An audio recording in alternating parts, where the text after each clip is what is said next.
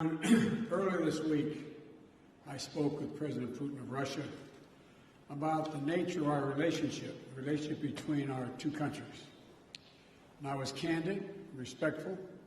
Conversation was candid and respectful. Two great powers with significant responsibility for global stability. And President Putin and I have had a significant responsibility to steward that relationship.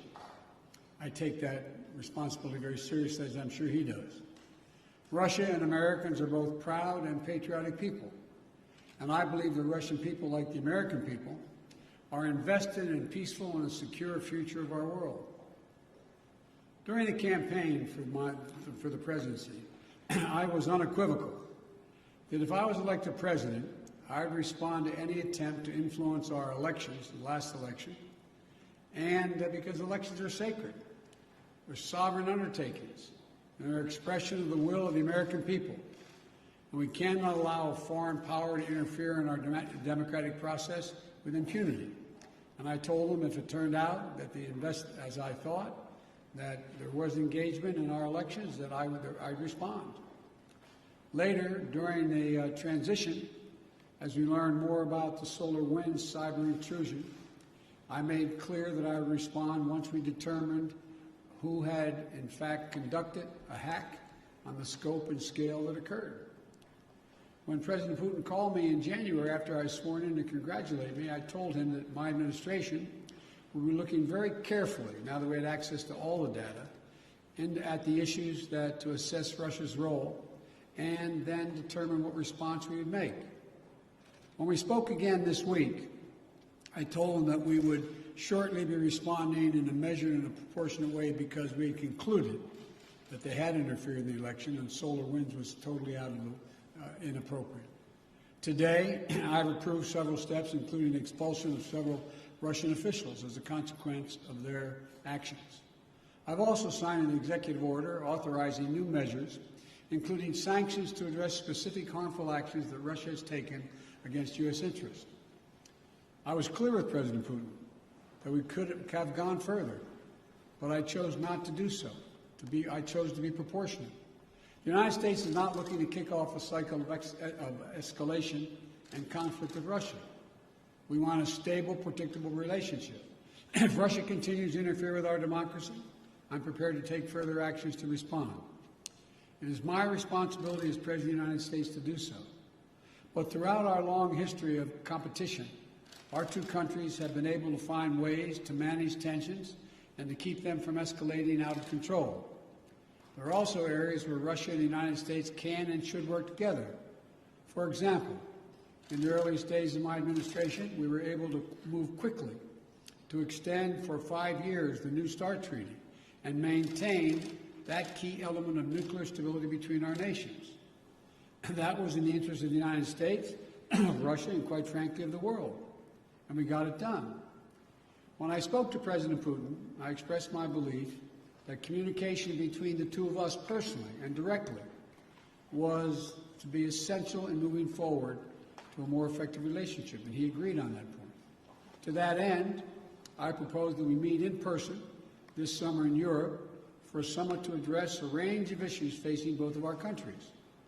Our teams are discussing that possibility right now. And out of that summit, were it to occur, and I believe it will, the United States and Russia could launch a strategic stability dialogue to pursue cooperation in arms control and security. We can address critical global challenges that require Russia and the United States to work together, including reining in nuclear threats from Iran and North Korea, ending this pandemic globally, and meeting the existential crisis of climate change. I also made clear to President Putin that the United States is unwavering in our support of our allies and partners in Europe. In that vein, I expressed concern about Russia's military buildup on Ukraine's border and in occupied Crimea.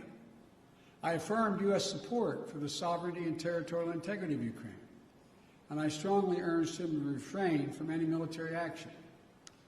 Now is the time to de-escalate. The way forward is through thoughtful dialogue and diplomatic process. The U.S. is prepared to continue constructively to move forward that process. My bottom line is this. Where there's an interest in the United States to work with Russia, we should and we will.